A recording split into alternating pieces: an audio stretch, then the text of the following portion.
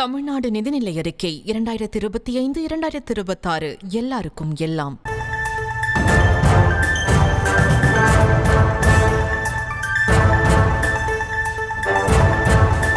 தற்போதைய அண்மை செய்தி. திருச்செந்தூர் முருகன் கோவிலில் தரிசனத்துக்கு காத்திருந்த பக்தர் மயங்கி விழுந்து உயிரிழந்திருக்கிறார்.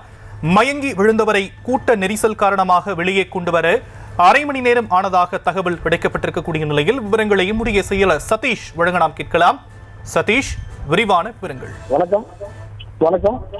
தூத்துக்குடி மாவட்டம் திருச்செந்தூர் சுப்பிரமணிய சுவாமி திருக்கோவிலில் இன்று ஞாயிற்றுக்கிழமை என்பதால் விடுமுறை மற்றும் ஞாயிற்றுக்கிழமை என்பதால் கூட்டம் அதிகமாக இருந்த நிலையில் 100 ரூபாய் கட்டண தரிசனையில் வரிசையில் காத்திருந்த காரைக்குடியை சேர்ந்த ஓம்குமார் பக்தர் திடீரென மயக்கம் விழுந்து உயிரிழந்தார்.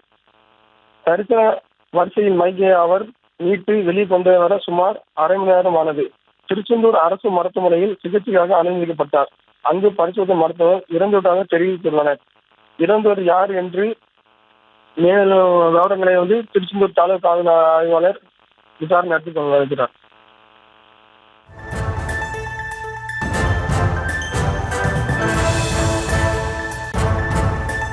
விரிவான விவரங்களுக்கு நன்றி சதீஷ்.